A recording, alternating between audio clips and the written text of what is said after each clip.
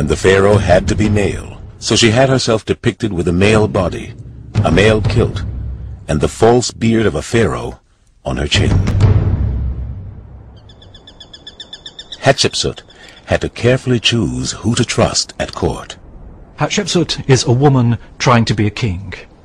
She inherited a court from her father, but she replaces them with people that she herself has chosen. And it's in their interests to keep their patron, even if that patron is a woman, in place. They know that if she goes, they go. One of the pharaoh's favorite courtiers was a man named Senenmut. He had started life as a commoner, but his rise to power had been meteoric, sparking rumors about the nature of his relationship with Hatshepsut. Senenmut was promoted from the army to the royal household. Hatshepsut even entrusted him with raising her own daughter.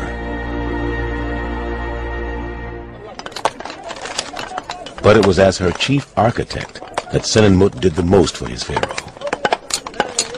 He had been responsible for the creation of Hatshepsut's giant obelisks. Now she entrusted him with her most ambitious plan: the building of her mortuary temple.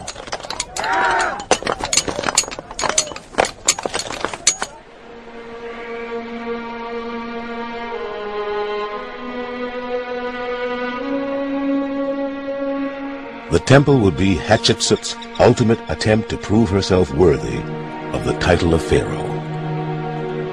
It was one of the most lavish and monumental buildings of the ancient world.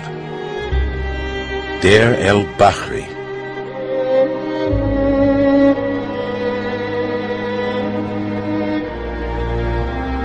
Below the great temple, an additional tomb had been carved out of the rock. Halfway down the corridor is a drawing of the owner of the tomb, and next to it, a name, Senenmut.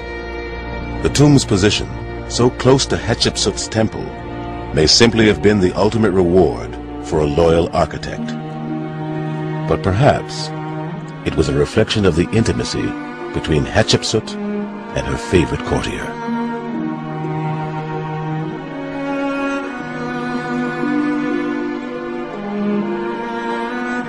There was speculation at the time that Senenmut was Hatshepsut's lover, and a series of graffiti in a tomb near the temple at Deir el-Bahri make it fairly clear that the person who wrote the graffiti thought that that was what they were up to.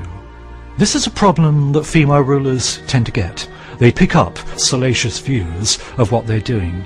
I suspect that's unlikely. It's too dangerous a game for Senenmut to be playing. I suspect the relationship was one of mutual respect and not going beyond the boundaries of that respect. But while the inner temple harbored private secrets, the outer walls of Deir el-Bahri became a place for propaganda and self-aggrandizement. Carved reliefs boast the crowning achievement of her reign: an unusual and bold military adventure. Every pharaoh was expected to prove himself on the battlefield, but Hatshepsut's army was under the control of her stepson, Thutmose. Thutmose was acutely aware that the throne was rightfully his. Like Elizabeth I of England, she doesn't trust the army. She's got a problem.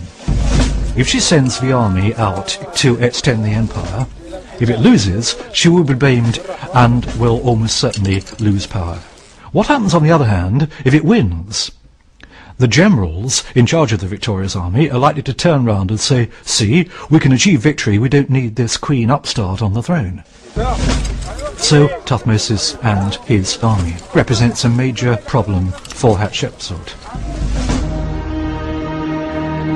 The pharaoh devised an ingenious plan that would not only keep Thutmose and his army occupied, but would also enhance her status. She commanded her soldiers to prepare for an epic trading mission to a place where no Egyptian had been for over 500 years, the land of Punt. As well as keeping her stepson busy, Punt offered Hatshepsut the promise of exotic goods. Above all, incense. Incense was a very important part of Egypt's foreign relations. The Egyptians valued incense tremendously. The elite liked to perfume their environments. But even more importantly, when you released incense in a temple, the god or the goddess actually embodied themselves in the incense. So what you were smelling wasn't just the incense, it was the aroma of the deity. In the 9th year of her reign, the pharaoh launched the expedition to Punt, an epic quest for the rarest treasures of the ancient world.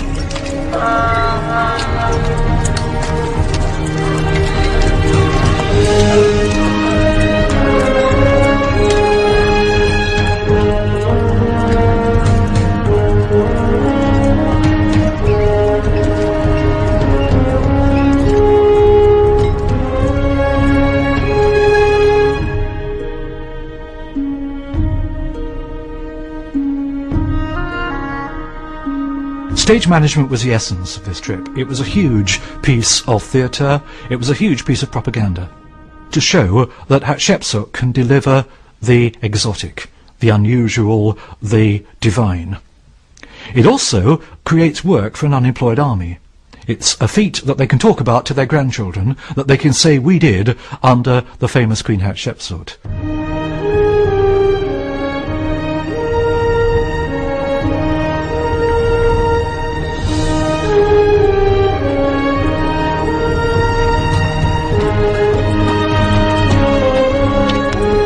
The walls of Hatshepsut's temple proclaimed the mission to have been a triumphant success. The reliefs depict the exotic treasures her soldiers brought back to her. Look!